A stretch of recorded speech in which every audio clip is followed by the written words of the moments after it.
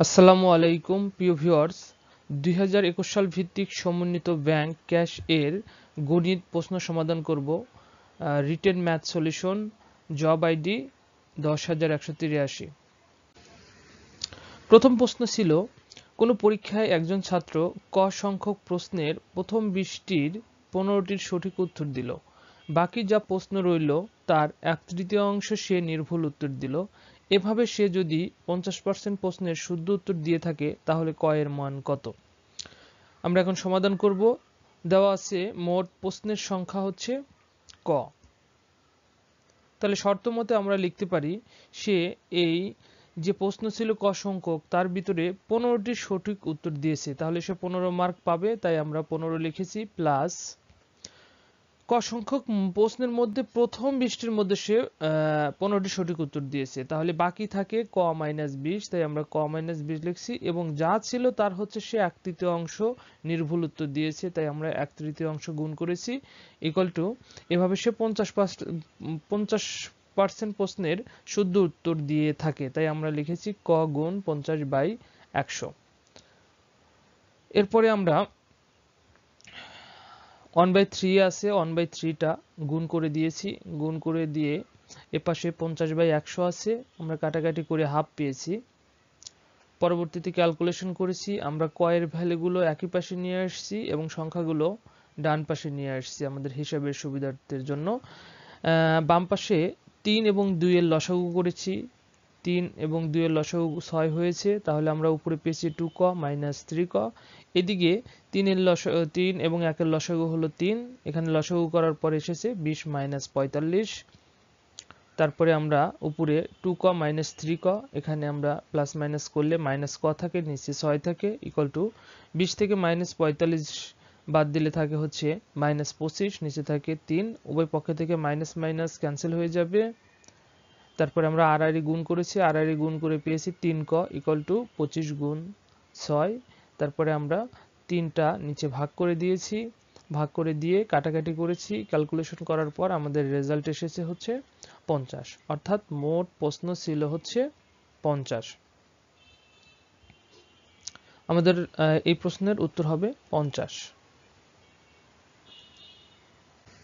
এরপর আমরা পরবর্তী কোশ্চেনে যাব। আমাদের পরবর্তী কোশ্চেন ছিল, একই হার সুদে 500 টাকার 4 বছরের সুদ এবং 600 টাকার 5 বছরের সুদ একত্রে 500 টাকা হলে সুদের হার কত? এখানে সুদের হার চেয়েছে এবং প্রশ্নের শুরুতেই বলা আছে একই হার সুদে, অর্থাৎ দুইটা অপশনের ক্ষেত্রেই আমাদের সুদের হার হবে হচ্ছে আর। আমরা ধরে নেব উভয় ক্ষেত্রে সুদের হার আর।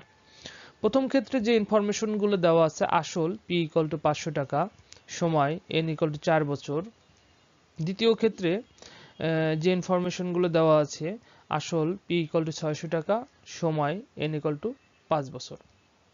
আমরা ধরে নিয়েছি উভয় ক্ষেত্রে সুদের হার আর। তাহলে প্রথম ক্ষেত্রের জন্য আমরা মুনাফার সূত্র পাই, I1 = PNR। এখানে আমরা I1 লিখেছি কারণ এখানে দুইটা ক্ষেত্র আছে, একটা 500 টাকার 4 বছরের জন্য আর একটা 600 টাকার 5 বছরের জন্য।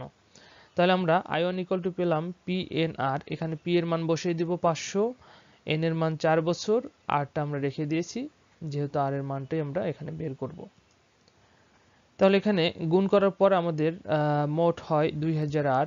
পরবর্তীতে আমরা I2 = PNR ফেলেছি। I2 এর ক্ষেত্রে যে ইনফরমেশনগুলো আছে, আসল p = 600 টাকা, সময় n = 5 বছর এবং আরটা রেখে দিয়েছি। এখানে গুণ করে আমাদের ভ্যালু আসছে 3000 R। প্রিয় ভিউয়ার্স, আপনারা দেখেন উভয় ক্ষেত্রে সুদের হার হচ্ছে 500 টাকা দেওয়া আছে, তাহলে আমরা লিখতে পারি I1 + I2 = হচ্ছে 500। এবার I1 এবং I2 এর মান বসাই দিব।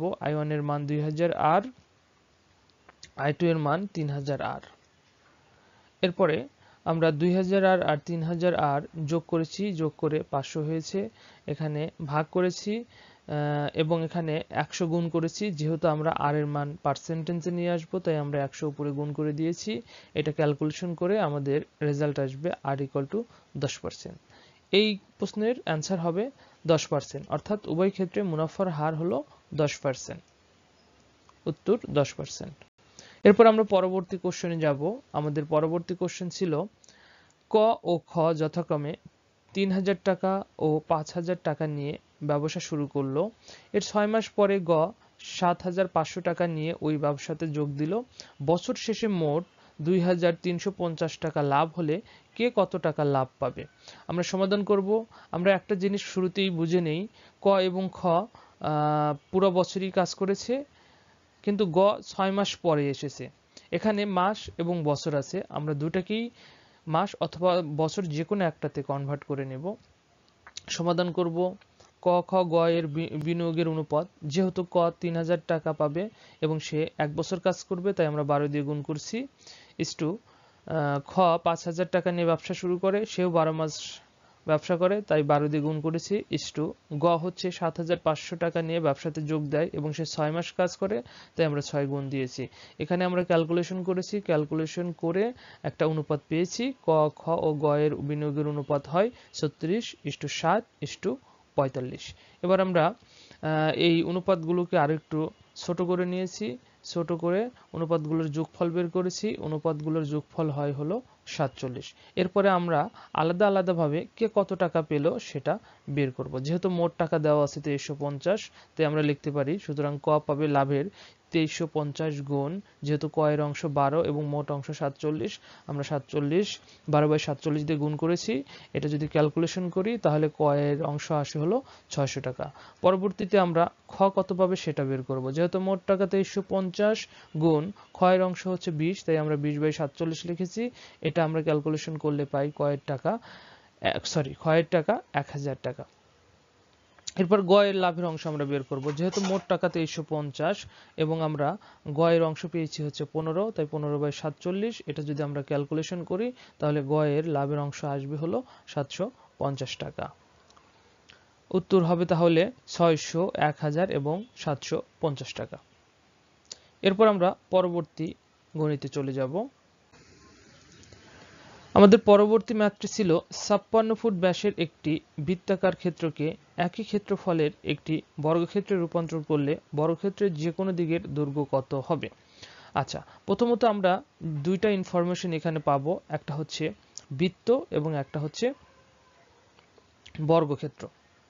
এবং এখানে যে ইনফরমেশন দেওয়া আছে, অর্থাৎ ডেটাগুলো দেওয়া আছে, বৃত্তের ডাটা দেওয়া আছে, এখান থেকে বৃত্তের ক্ষেত্রফল আমরা বের করব এবং সেই বৃত্তের ক্ষেত্রফলটাই পরবর্তীতে হয়ে যাবে হচ্ছে বর্গের ক্ষেত্রফল। তার আমরা শুরু করি সমাধান। দেওয়া আছে বৃত্তের ব্যাস 56 ফুট। আমরা জানি বৃত্তের ব্যাস দেওয়া থাকলে এখানে ব্যাসার্ধ বের করতে হবে, তাহলে বৃত্তের ব্যাসার্ধ হবে 2 দিয়ে ভাগ করবো, যেহেতু ব্যাসার্ধ অর্ধেক, এই জন্য আমরা 2 দিয়ে ভাগ করেছি। 2 দিয়ে ভাগ করলে আমাদের রেজাল্ট আসে হচ্ছে আর এর মান হচ্ছে 28 ফুট। এবার আমরা বৃত্তের ক্ষেত্রফল বের করব। আমরা জানি বৃত্তের ক্ষেত্রফলের সূত্র হচ্ছে পাই আর স্কয়ার বর্গ একক। পাই এর মান আমরা বসাইছি 22/7 হিসাবের সুবিধার্থে, আর আর এর মান হচ্ছে 28, যেহেতু স্কয়ার আছে উপরে আমাদের স্কয়ার করেছি। এরপর আমরা এখানে 22/7 28 দুইবার লিখেছি, 7 দিয়ে একটা 28 কেটেছি, কেটে যে সংখ্যাগুলো থাকছে সেগুলো আমরা গুণ করেছি, গুণ করে আমাদের রেজাল্ট এসেছে 2464 বর্গ ফুট। তাহলে আমরা বৃত্তের ক্ষেত্রফল পেলাম হচ্ছে 2464 বর্গ ফুট। এখন প্রশ্ন অনুসারে এই বৃত্তের ক্ষেত্রফল হবে বর্গক্ষেত্রের ক্ষেত্রফল।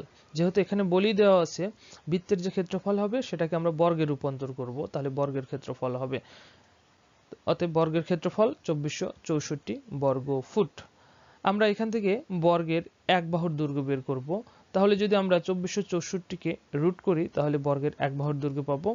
অতএব বর্গক্ষেত্রের এক বাহুর দৈর্ঘ্য √2464 ফুট। এখানে আমরা যদি এটাকে বর্গমূল করি তাহলে আমাদের রেজাল্ট আসবে 49.6 বর্গ ফুট। তাহলে উত্তর হবে বর্গক্ষেত্রের যে কোনো বাহুর দৈর্ঘ্য অথবা যে কোনো একদিকের বাহুর দৈর্ঘ্য অথবা বর্গক্ষেত্রের বাহুর দৈর্ঘ্য হবে 49.6 ফুট। উত্তর 49.6 ফুট। প্রিয় ভিউয়ার্স, আমাদের ভিডিওটি যদি আপনাদের ভালো লেগে থাকে তাহলে অবশ্যই লাইক এবং কমেন্টস করবেন এবং আমাদের ভিডিওটি শেয়ার করবেন, এবং আমাদের ম্যাথে যদি কোনো অংশে ভুল থেকে থাকে তাহলে অবশ্যই আমাদেরকে কমেন্টস বক্সে জানিয়ে দিবেন। আমাদের ভিডিওটি সম্পূর্ণরূপে দেখার জন্য আপনাদের সবাইকে ধন্যবাদ।